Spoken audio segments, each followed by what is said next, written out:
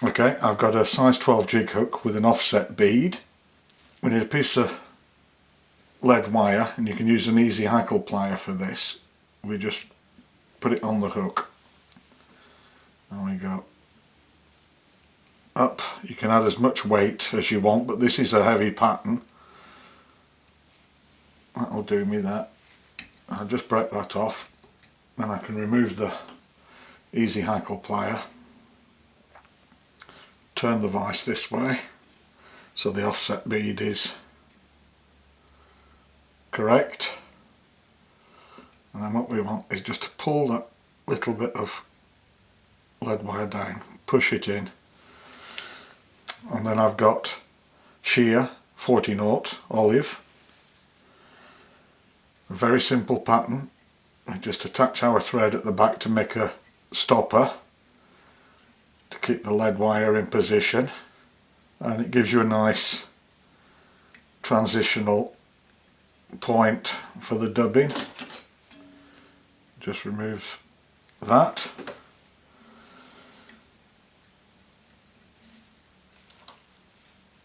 And then we'll go up over the lead wire.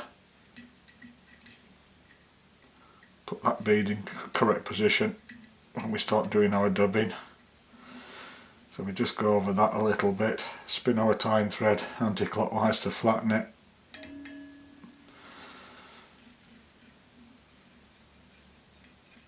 And go over it again and come to the rear.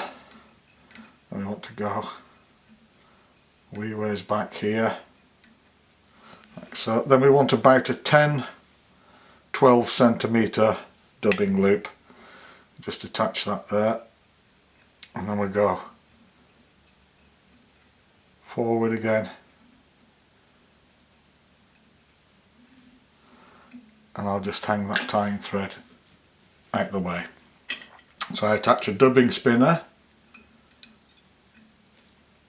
oops, to the loop, and I'll just hang that out of the way. Now what I need is some hares ear dubbing. This is my own mix. I use these little soy sauce boxes from Sushi, and I drill a hole in the top. Very, very convenient dubbing boxes if you use a lot of hares ear dubbing. Or we need a little bit of wax. Just apply it onto one side like this. Put our dubbing in. What we want is a nice fine taper from the back, getting thicker and thicker, building up to a cone at the front. So just apply a little bit more dubbing here. Now there is a technique to this. If you want to get this right, there is a technique to doing this dubbing. So I'll just close my dubbing loop,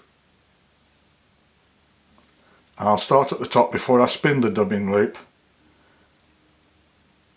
I'll just, long one there, I don't want that.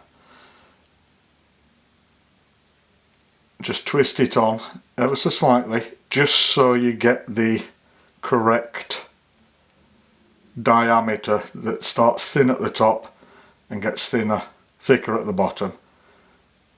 You can pull it and adjust it here. This makes everything much easier if you get it right this time. That's about right, so I'll spin it up. A little bit too much there. So we just adjust that ever so slightly. Oops. There we go, that's perfect. Then I can start at the back here. I want to make this a nice rope, give you a nice segmented hare's ear body.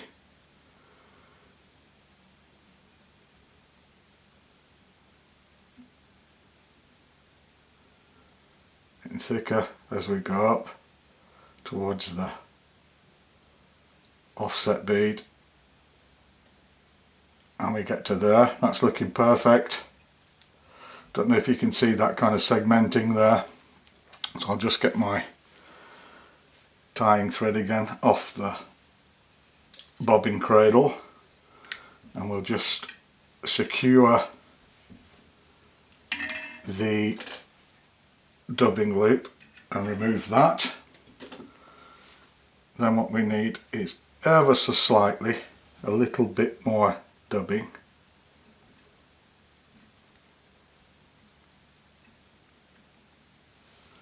Like that. And then we take our whip finisher and come in.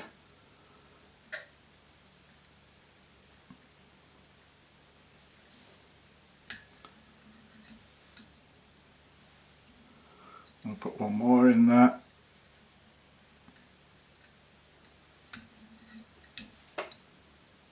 Tighten that up. Remove that. Then what we do is just a little brush backwards.